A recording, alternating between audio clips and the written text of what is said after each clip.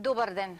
Летото е пред нас, а со него и многу нешта кои што можат да не вознемират заради високите температури, УВ зрачењата и секако штетното влијание на сонцето во определен дел од денот.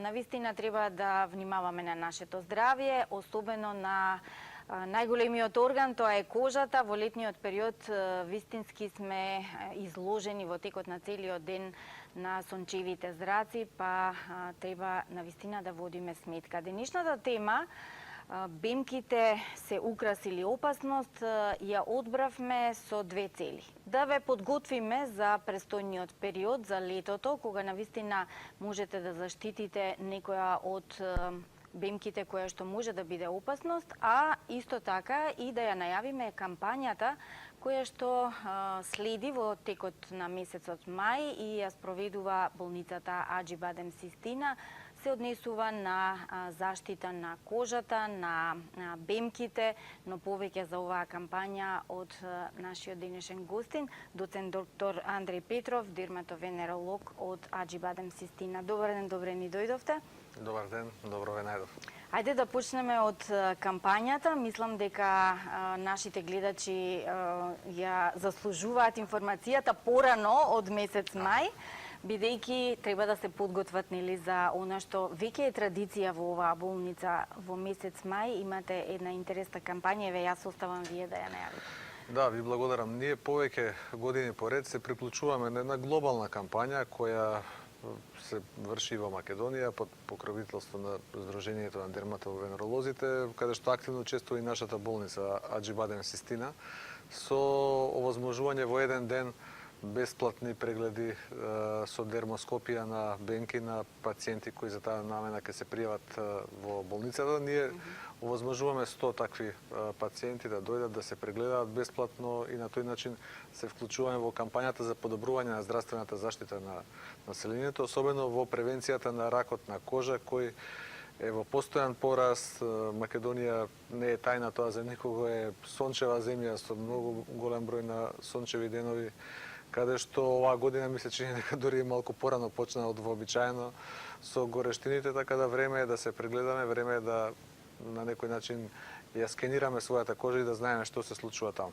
Така, за да можеме превентивно да делуваме, или ако е за нешто доцна, па да го фатиме што се вели последниот воз. Да, во право сте и превентивно да делуваме, а сме имале случаи каде што во самата кампања откриваме рак на кожа, сме имале случаи на откриени меланом во почетна фаза, во инситу стадиум, што е благодарение на тие превентивни прегледи. Ние на 12 мај оваа година во сабота, е тоа така, секогаш го темпираме сабота, еден ден каде што ќе овозможиме да целокупниот наш оддел во клиничката болница Аџи Бадем Систина биде достапен за оние пациенти кои претходно ќе се регистрираат за таа намена.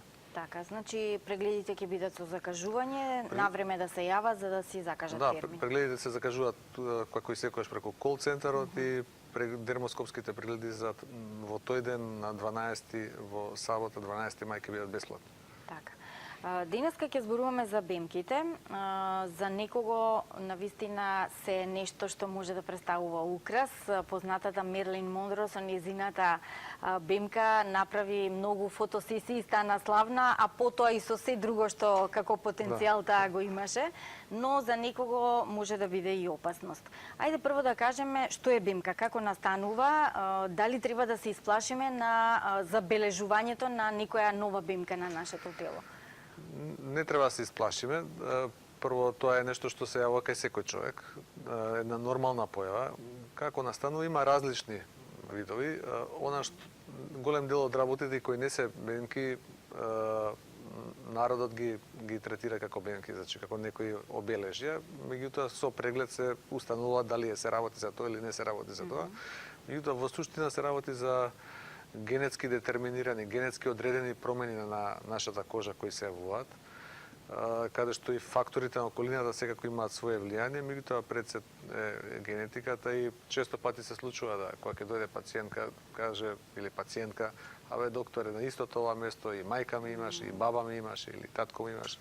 Така да се работи за промени на кожата кои во суштина се безопасни и бенигни. Меѓутоа, во мал процент на случаи за да потенцирам во мал процент на случаи, тие може да покажат одредени знаци на трансформација и тогаш треба да се дојде на доктор за да се спречи натамошен развој на одредени малигни заболувања кои може да се развијат. За среќа, она што секаде каде што имам можност го зборувам, бидејќи има два, да кажам, контрадикторни правци или две ситуации. Едната е да во едно време секогаш се занемарувале овие промени на кожата и се занемарувало влијанието на сонцето врз кожата. Од друга страна, сега е една ера каде што има практично параноичен страв спрема појавата на бенки на кожата. И едното и другото се екстреми кои не се добри.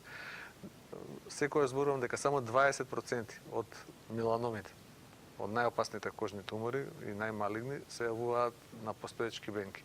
80% се јавуваат од здрава кожа. Се јавуваат на кожа на самиот почеток се јавуваат на кожа на која нема бенки. Така да, дури кога нешто се јавува, мислиме дека е бенка, тоа не е бенка, туку се работи за меланом, ако е меланом. Денес е утврдено дека тие во 80% од случаите се јавуваат на здрава кожа и она што е проблемот во дијагностиката, што некому тој меланом што се јавува на почетокот му личи на бенка, а не е бенка, тој од самиот почеток бил меланом кој се јавил на непроменета кожа. Добро, но еве ако забележиме една таква, да речам, пигментација на кожата, флека, пигментација. Што треба да направиме? Не треба за се, предпоставувам, да одиме на лекар или ќе речете дека треба да одиме? Треба ли на некој начин да го заштитиме тоа, да го покриеме? Треба ли да чекаме време за да видиме како ќе се развие? Што е првата наша реакција? Како треба да постапиме? Се што е чудно и нешто ново, треба да се појде на доктор, особено ако тоа баш така не личи чудно. Не е нешто стандардно што сме го имале, не е нешто вообичаено. Или ако има некоја бенка која почнува да се менува, која почнува да отстапува од она што претходно сме го гледале како вообичаена слика, тогаш е време да отидеме на доктор. Тоа не значи дека за секоја и минимална промена на кожата секогаш треба да се оди на доктор, да се плашат пациентите и вашите гледачи. Не е целта тоа. Треба да се направи една проценка, да се види, секој си го знае своето тело. Ако види дека нешто му е чудно, нешто ново се појавува или имало некоја бенка која била, не знам, со некоја големина од 5 мм, наеднаш станала 1 см, или почнале да се случуваат одредени промени во неја, да крвари, да се издигнува над нивото на кожата, или тоа се да потемнува во одреден дел, да ја менува бојата. Тоа се знаци кои укажуваат дека треба да се отиде на доктор и да се направи на некој начин тој преглед. Иако вие сосема управо кажавте дека првичниот дел е само прегледот на пациентот. Така. Еве велите ако забележиме промена да одиме на лекар. Доколку не забележуваме промена на бенките кои што веќе ги имаме, треба ли на некој начин да ги заштитиме? Дали крем за сонце, било што нешто друго, да се покриваме? Има луѓе кои што навистина имаат голем број на бенки по своето тело. Да, и тие кои што имаат поголем број на бенки, тие имаат и поголем ризик да се развијат некои од овие кожни тумори, особено меланомот кај нив, заради тоа што ви спомнав дека 20% од тие се јавуваат од бенки. Сега кај човек не е ист ризикот кај човек кој ги има 5-6 на телото и кај човек што има 50-60. Така да заради тоа тие луѓе треба повеќе да се штитат. И тоа генерално за сите, она што го советувам на секој што ќе ми дојде во ординација да употребува заштитен крем за сонце. Сега тоа дури кога не е на плажа. Дури кога не е на плажа. Така. Значи заради тоа што денес се знае дека главниот фактор на карциногенезата, не само кај меланомот да има генетскиот фактор, има и други влијања, меѓутоа кај кожните карциноми, кај базоцелуларните карциноми, кои се најчести тумори што воопшто се јавуваат во хуманата популација, во човечката популација, се резултат на карциногенезата, на мутагенезата која предизвикува сончевото зрачење, ултравиолетовото зрачење. Заради тоа е потребно да се заштитиме, заради тоа дури кога мислиме дека не одиме на плажа, меѓутоа излегуваме сонцето, особено отворените делови летно време ги пржи, ги гори на некој начин. Треба да се заштитиме и советувам 50 заштитен фактор 50 плюс да се употребува.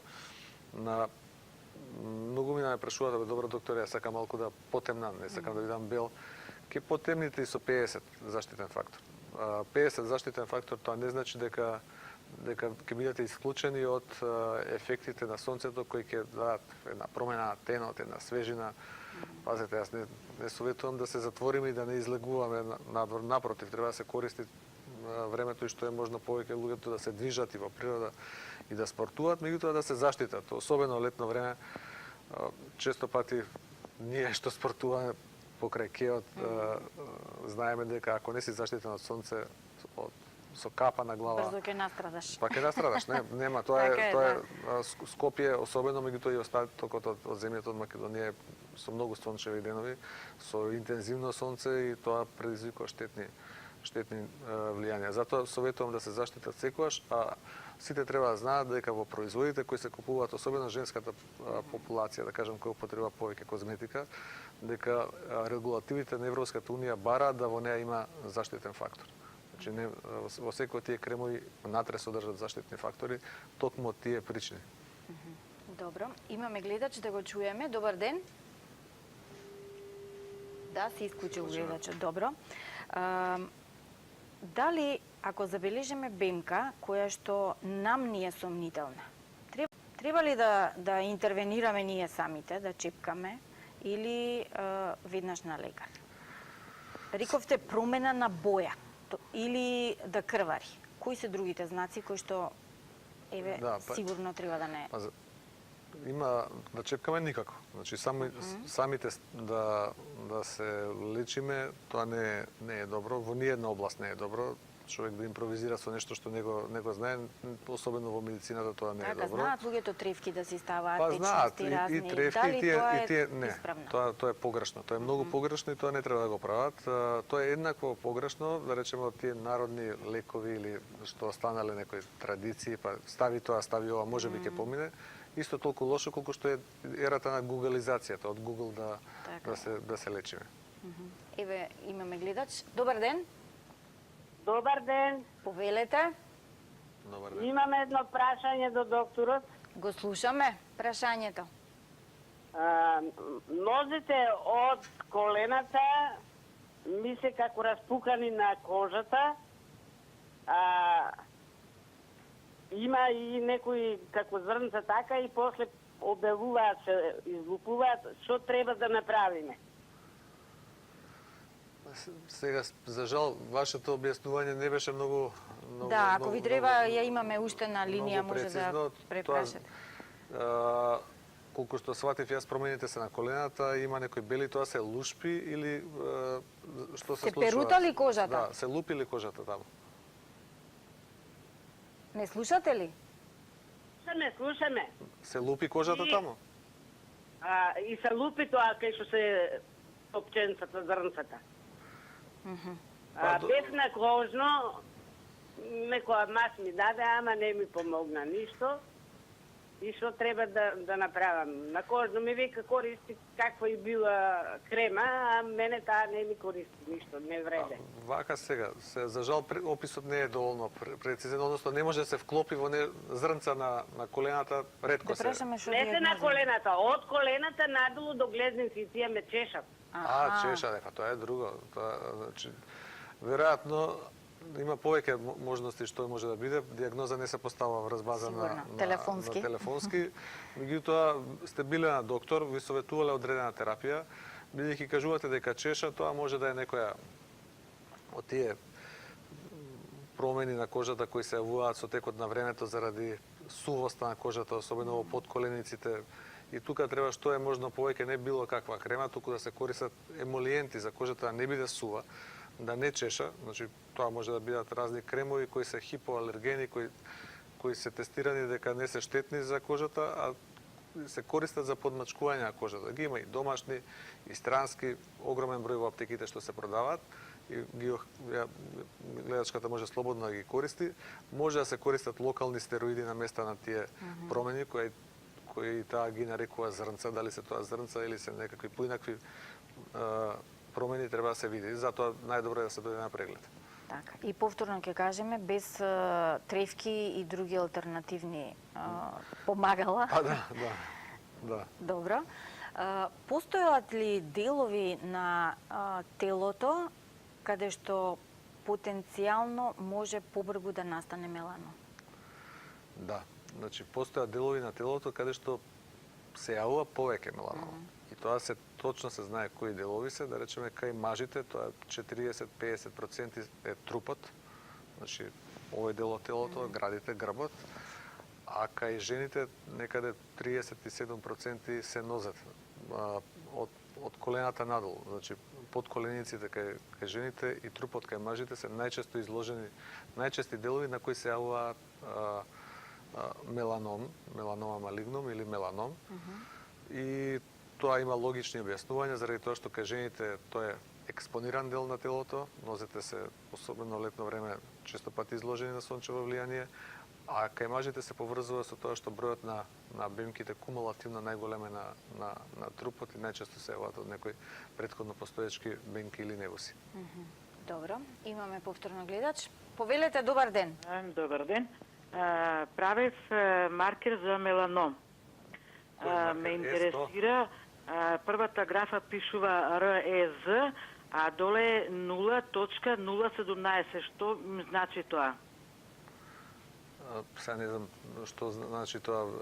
Веројатно имате референтни вредности на почетокот, ако е повисок од... Кој маркер? S100?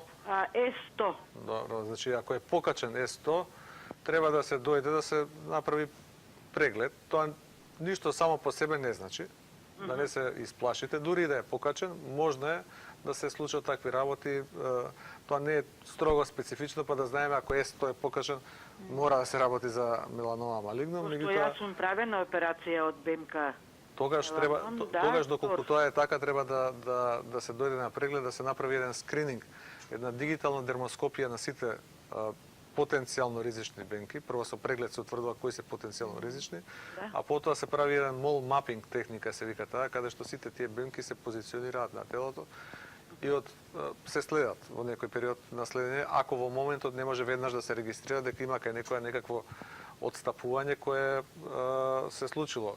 Сега таа операција на бенка, вие велите бенка, ако било бенка тоа ништо не е страшно, ако бил меланом, има одреден процес на контроли како ќе се прават. Во првата година се советува тоа да биде на 3 месеци, подоцна еднаш годишно е доволно да се прават тие контроли, доколку се работи за опериран меланом, кај што расте S100 маркерот, тогаш сугерирам да се дојде на преглед и да се евентуално направат и одредени техники на... А ова 0.017 што значи тоа?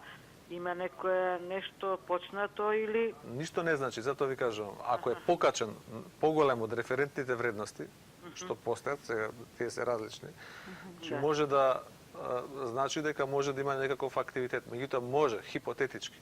Значи, тоа е Овде пишува референтна вредност е 0.12.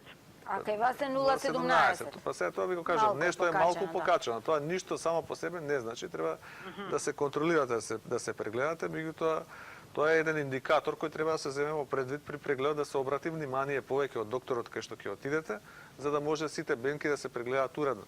И таму каде што е отстранета таа, евентуално во околината дали има нешто, дали евентуално се работи за повторен распон, некојаш може да се јави на самото место, или сателитски околу местото, или па некоја друга бенка или некој друг меланом секундарен се јавува, бидејќи факт е дека кај луѓето кој е констатиран еден меланом, ако се работило за меланом, тогаш може да се јави почесто и втор меланом, и ние сме имале такви случаи доста во нашата клиничка пракса. Што беше хистолошката диагноза?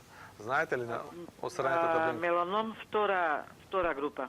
Втора А или втор Б? Па тоа ви кажам тачно, не знам, да. Добро, во секој случај тоа е нешто што би требало да има, ако е направено спрема протоколите хируршки, да се отстрани во здраво со еден... 4 сантиме отидено во длабината од бемката. Во страна колку е отидено? 1 сантиметар е? 1, да. Ако е 1, за втор стадиум, во здравото е сосема доволно, така да не би требало да имате никакви проблеми.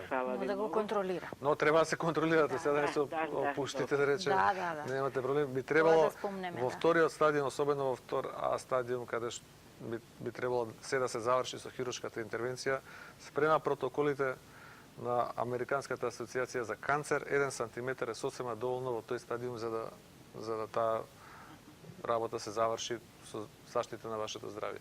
Добро, фала ви многу. Молам. Кога зборуваме за ризик фактори, до сега кажавме сонцето и гените. Што друго можеме да сметаме дека може да биде ризик фактор за настанување на меланом? Може повеќе работи, речеме, може да биде хронична иритација некаква. Може да биде друг вид на зрачење. Ионизирачко Што зрачење. подразбирате хронична иритација? Некоја прерамка или Хронична постојано иритација, трае? да речеме, прерамка не, тоа вообичаено често пати имаме такви пациенти кои се плашат од дека тоа, прашуваат тоа пациентите, јас затоа често го пати имаме спомнувам. такви пациенти, вообичаено тоа понекогаш и не се невуси или пак се вродени конгенитални дермални невуси кои се испакнати, кои никогаш не малигнизираат, или се некои дури и себороични кератози, некои кератози кои се лупат, тие се масни и се познаваат многу брзо, се лупат под прстите ако ги затриете. Меѓутоа под хронична иритација подразбирам да речеме ако има една бемка на стопалото. Така. И заради газењето, заради чекорењето, таа постојано се изложува на притисок, на механичка травма. Таму нема дилема дека ако се работи за сомнителен невоз, атипичен невоз, клинички, кој има одредена ирегуларност, дека тој треба да оди надвор на такви делови на телото, како што е хроничното газење на дланките, да речеме, истото се случува и во одредени делови што се, да речеме, околу интритусот на вагината или не знам, понекогаш во делот околу устата и така натаму. Тоа се делови кои што се постојано изложени на иритација и тука нема можност за импровизација или за чекање да следиме. Има едно правило до кое јас барем се трудам да се држам, ако е нешто што е јасно што е, тогаш имаме простор да го следиме. За се што не е јасно што е и што имаме дилема, јас советувам да се извади. Меѓутоа, не советувам никогаш да се вадат бемки на слепо само поради страф. Заради тоа што тоа е еднакво, сега да ми извинат гледачите на зборот, глупаво како да оперираме здрава кожа. Ни текнало е сега да исечеме нешто тука зашто се плашим.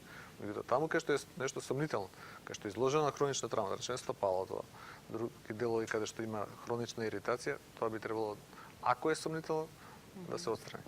Освен хроничната иритација, како ризик фактор друг? Други ризик фактори може да речеме да биде ионизирачкото зрачење, рентген зрачење, арсен, не знам, сите тие потенцијални ризик фактори кај делот што се професионално експонирани луѓе. Загадениот воздух може ли да е ризик фактор? За се е загадениот воздух ризик фактор. Не, за меланомот на кожа? Не, за меланомот не е, да кажам, нормиран во оние што се влезени како потенцијални ризик фактори, меѓутоа бидејќи во нашиот загаден воздух има многу чад, а катранот е ризик фактор за појавата на многу карциноми, вклучително и на кожата, може да се смета дека и тоа е еден ризик фактор, вака индиректно. Овие пестициди во храната и разни други отрови? Пестицидите во храната не се спомнуваат како ризик фактор за меланом. Во суштина неколку има студии кои се бавеле со улогата на овие фактори на, да кажам, храната, меѓутоа не е докажано дека токму кај меланомат имаат посебно влијание. Барем за тоа да не се грижиме. Посебно влијание. Меѓутоа е докажано дека ултравиолето зрачење А и Б има свое влијание. Е докажано дека зголемиот број на бемки се ризик. Е докажано дека хроничната експозиција на сонце е ризик. Дека акутната експозиција во детството, оние изгореници низ кои сите од нас сме поминале, тогаш кога не сме знаеле дека тоа е ризик фактор, е особено ризик фактор за меланом, тоа се работи кои се докажани со контролирани студии и тие работи треба да се избегнуваат. Така. Имаме гледач. Повелете, добар ден. Ало, добар ден. Ве слушаме. Поздрав до емисијата и до докторот. Ако може едно прашање. Видете на лицето од десната страна, близу некаде до кај убото, да речам, странично ми се појави како една бемкичка така, мало па малку е зголемено, ама вака на допир на раката ми е како тврдо, како коричка малце. Дали треба да се јавам на лекар, дали нешто може да е опасно? Сега, вака по описот, не ми личи дека е нешто сериозно. Бемка може да се појави на секој дел од телото, може да се појави и позади увото, доколку таа не се менува, доколку не ја менува формата, тоа почнавме пред малку да зборуваме, кои се стандардите за да оцениме дали да се појавиме на доктор или не. Вашето прашање пред да гледачот предходниот не се јави и да побора на неговото прашање да одговориме. Има едно правило, се вели А, Б, С, Д, понекогаш и Е.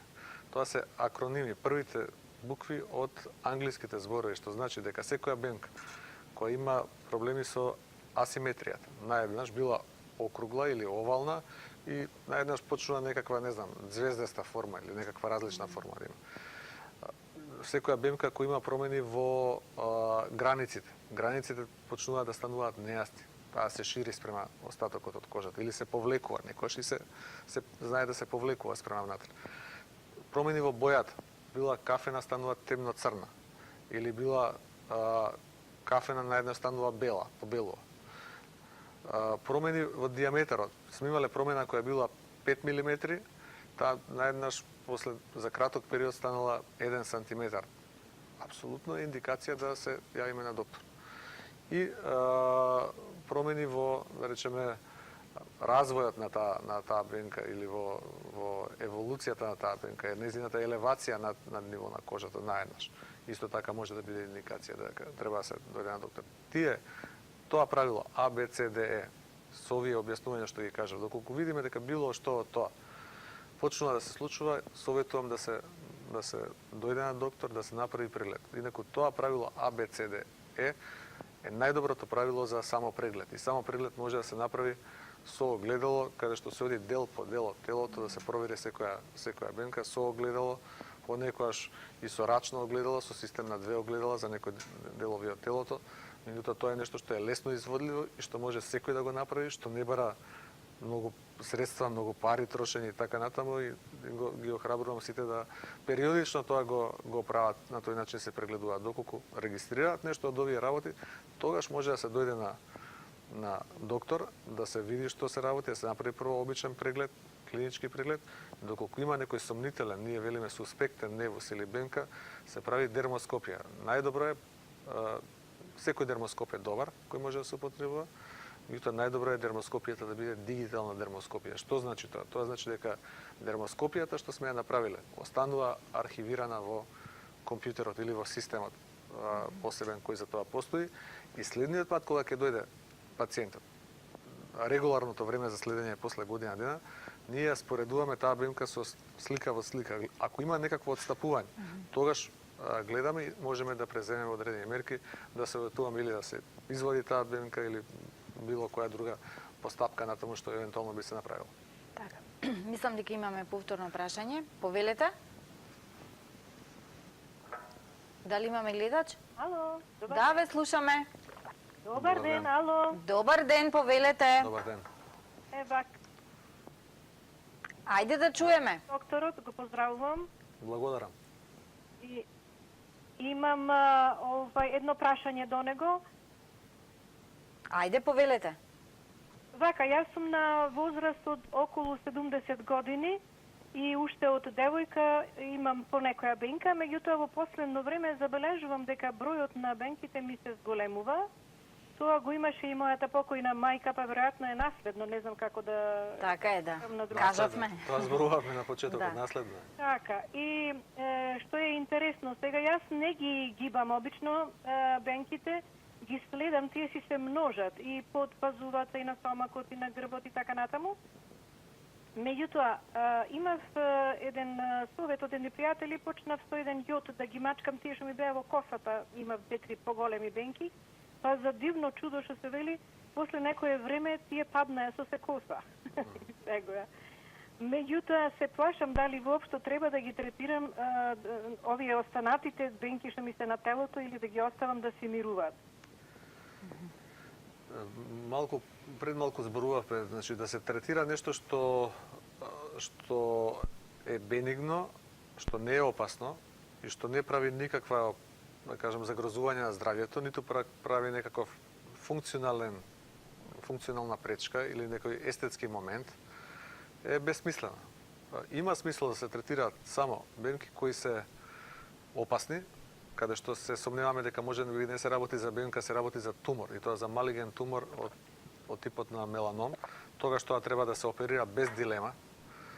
Втора работа е таму каде што има некоја бенигна, безопасна, како што вие спомнавте во косата или на главата, тоа по описот не е бенка, туку е некоја себороична кератоза, штом се излупила, се ронела. Тогаш од функционални причини е добро да се тоа тргне, заради тоа што се чешлате, на секое чешлање тоа се подкачува или расте над површината на кожата, на скалпот. Предизвикува оштетување на повеќе соседни влакнени фоликули, на тоа место може да опадне косата, заради тоа, кога тоа ќе се извади, ќе се исече, дали со ласер, дали хируршки, било како, ќе се спојат рабовите и на тој начин ќе има нормален изглед кај пациентот. Тоа се случаи каде што тоа може да се направи. Инаку за нешто што се појавува на телото, што не ни пречи посебно естетски, што не ни пречи посебно функционално, а нема никаква опасност дека се работи за некаков тумор, сметам дека е бесмислено да се губи време и средства и да се вложуваат емоции и страв за да тоа се отстранува.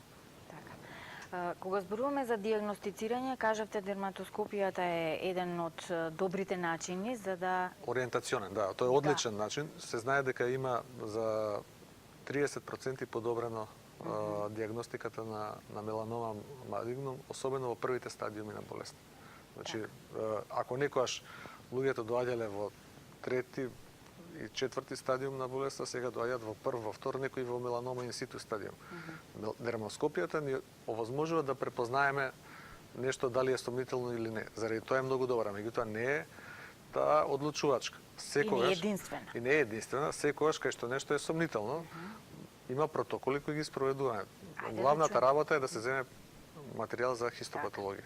Значи мора, ако е мала промената, мала бенката, таа треба да се извади во цело, се прави ексцизиона биопсија. Значи целата промена ќе се извади и се праќа на патологија. Доколку евентуално се испостави дека е меланом, потребно е да се направи реоперација и да се отиде со заштитен рап во околината на промената. Ако се работи за голема промена, за голема бенка, за да не му направиме, а не знаеме што е на човекот естетски дефект, тогаш може да се земе биопсија од средината на лезијата вообичаено се зима. И тоа порано беше табу тема. Некој, ако тоа го направеше пред 20 години, кога јас почнав на клиника да работам, беше тоа ужасна грешка. Денес тоа е сосема нормална процедура, се прави секаде, се прави во Америка, се прави и кај нас во болницата. Значи, ако е мала промена, се вади во целост и се праќа на хистологија и се чека резултатот.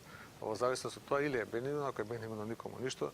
Ако се работи за меланом, се постапува по протоколите, зависно кој стадиум е, со заштитниот раб во околината и со евентуално други некои работи кои се прават, ресекција на лимфни јазли, хемотерапија ако се работи за напредната болест.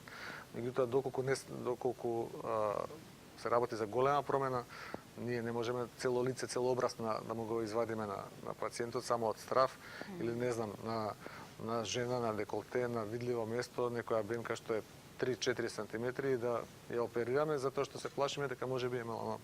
Исправниот потек во таков случај е да се земе парче од средината вообичаено на промената кој ќе каже за каков тип на промена се работи. На почетокот на разговорот кажавте на кои делови од телото кај мажите, а на кои делови од телото кај жените се најчести меланомите. Во емисијава ни се јавија само жени.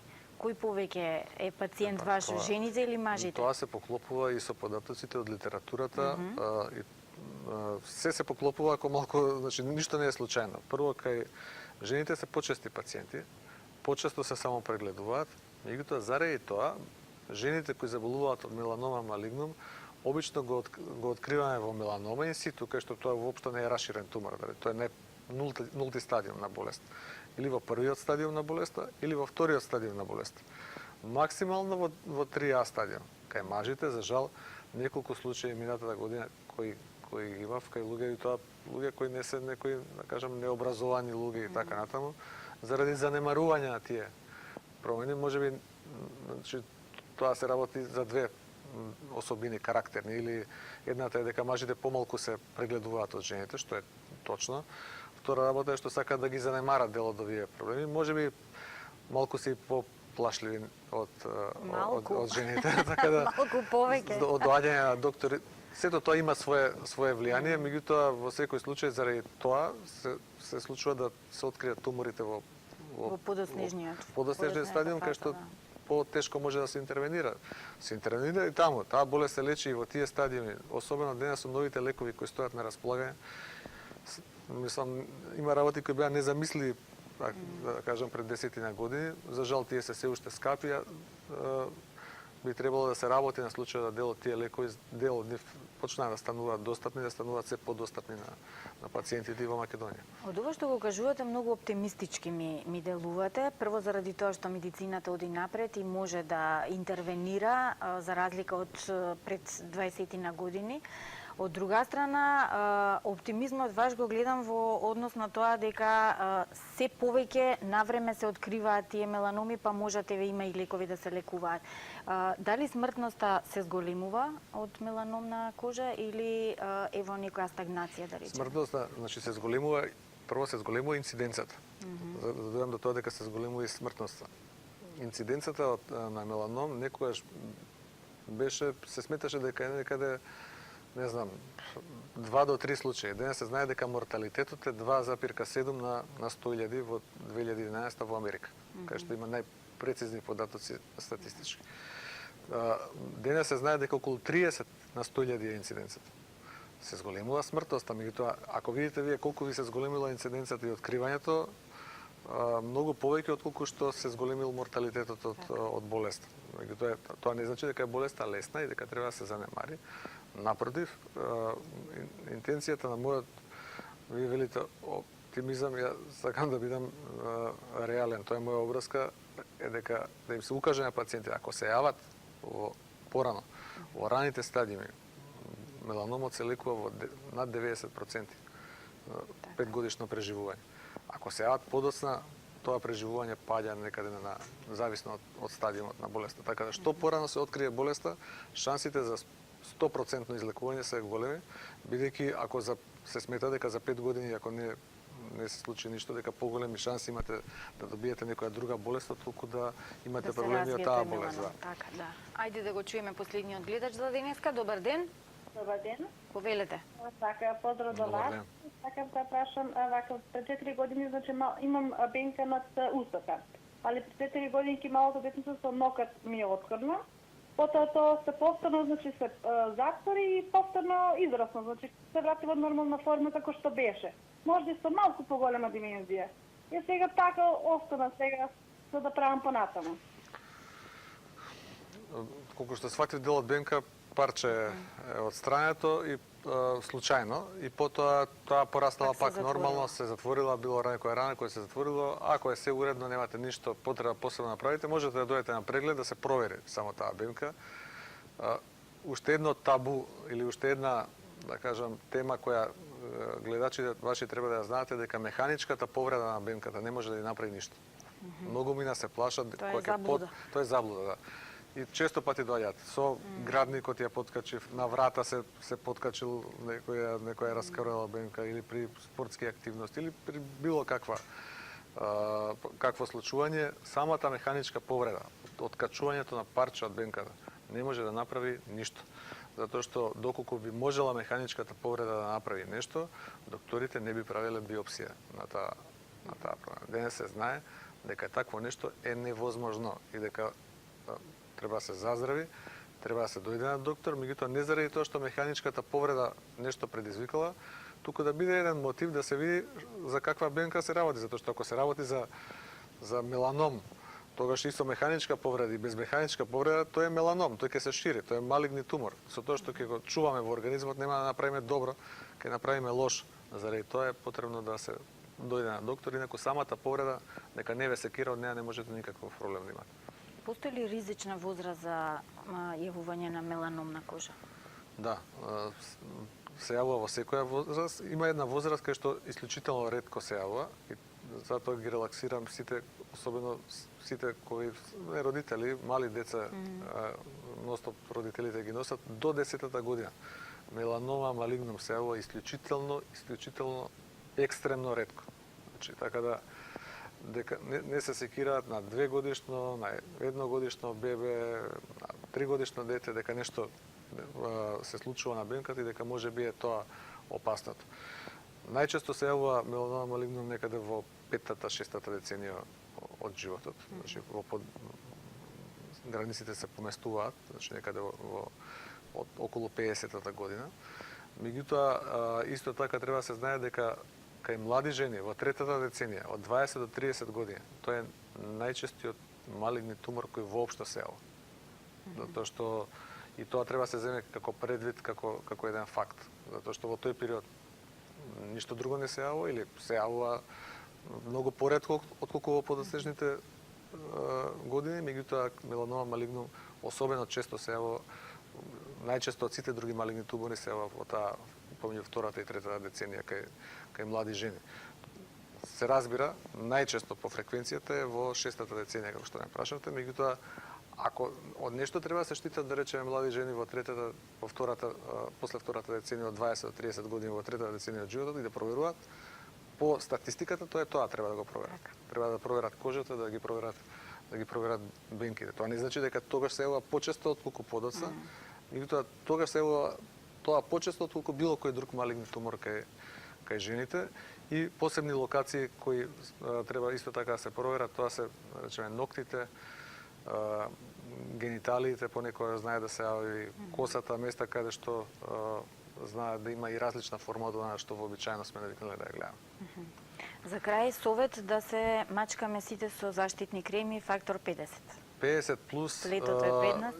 Тоа е еден начин на заштита, меѓутоа и механичкиот начин на заштита. Старата добра капа е ненадминливо нешто за да се заштити и од тоа, меѓутоа и од други проблеми кои ги предизвикува сонцето, соодветна облека, неизложување на сонце во ударните термини кога сонцето е најблиско до површината на земјата, значи од некаде од пладне од 12 часот до 5 часот, особено сега кога ќе почнат горештините да не се излегува на плажа, да се штити телото со заштитни фактори од сонце, никако да не се дозволуваат епизоди на изгореници од сонце.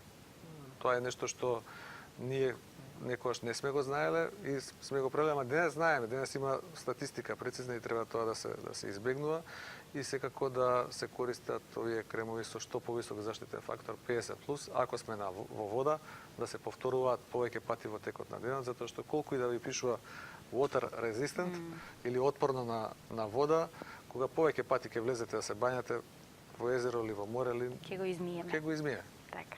Ви благодарам за денешното гостување во Алфа Ординација. Доцент доктор Андреј Петров, дерматовенеролог од болницата Аџи Бадем Систина, беше денеска заедно со нас.